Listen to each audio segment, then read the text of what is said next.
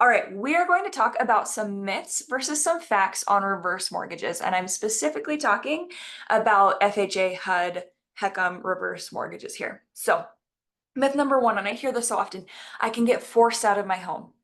No, this is not what's happening. So FHA and HUD actually specifically state that as long as you adhere to the loan requirements, you cannot be forced out of the home. So the reverse mortgage loan requirements include living in the home as your primary residence, maintaining the property, and remaining current on other expenses like taxes, homeowners insurance, and HOA dues.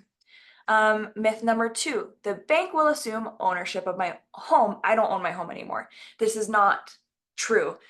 You as the borrower maintain ownership of the home. You are on the title to the home. It is your home.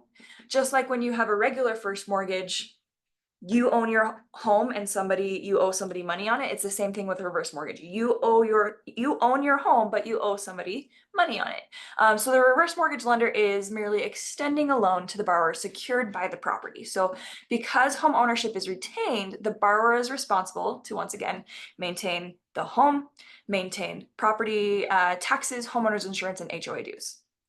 Number three, a reverse mortgage is like a home equity loan. That's not true. So a home equity loan is something that you can draw on and then you have to pay it back in monthly installments. And whereas with a reverse mortgage, it does not require monthly mortgage payments. You still must maintain property taxes, homeowners insurance, HOA dues, maintain the property. But it's not the same way. It's not the same thing as a home equity loan, a HELOC, a HE loan. It's not the same thing. All right. Next myth. I can't qualify for a reverse mortgage if I have an existing mortgage or other real estate secured debt. That's not true.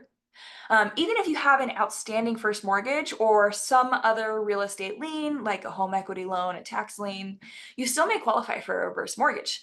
The proceeds of the reverse mortgage must be used to pay off such debts.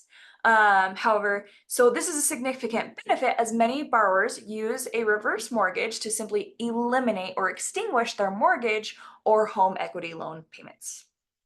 Next one, and this is a huge one, and I feel you and I hear you, but this is just not true. People think my heirs won't inherit my home anymore. That's not true. So borrowers can leave the home to their heirs.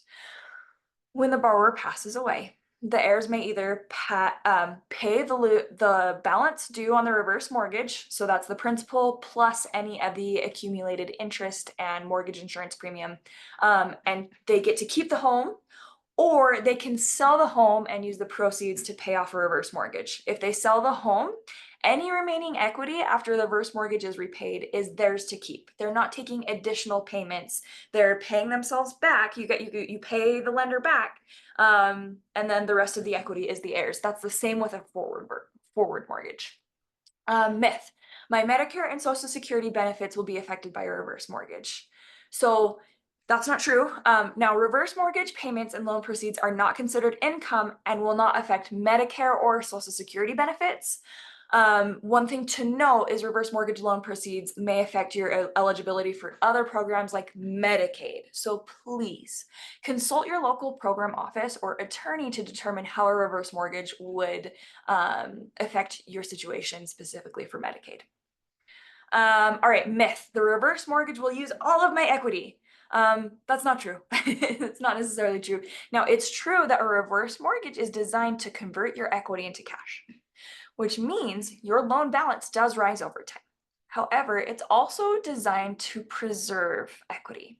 It's not a financially viable program if it uses your equity too quickly.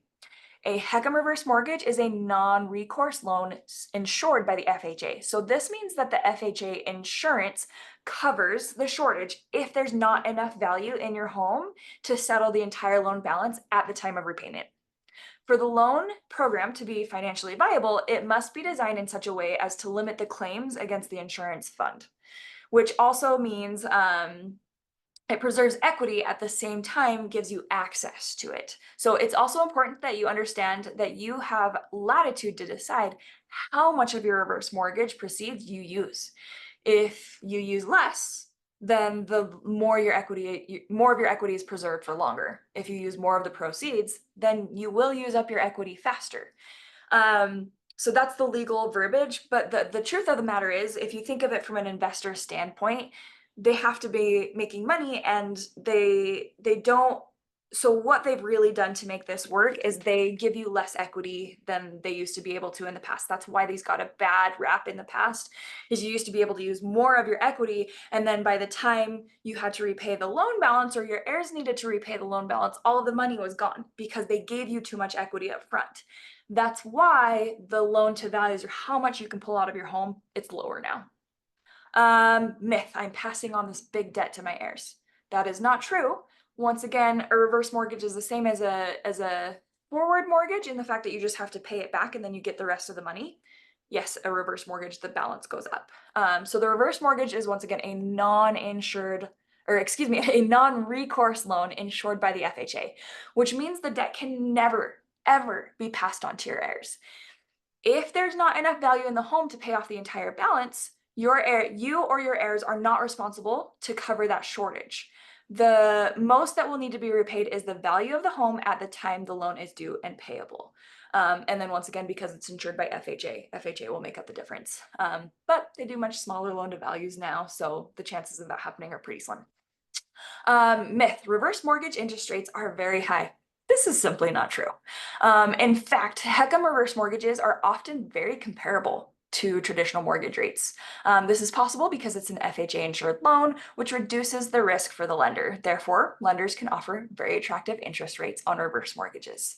If you have any questions about what things you've heard, is this true, is this not true, why am I hearing this? Please feel free to reach out.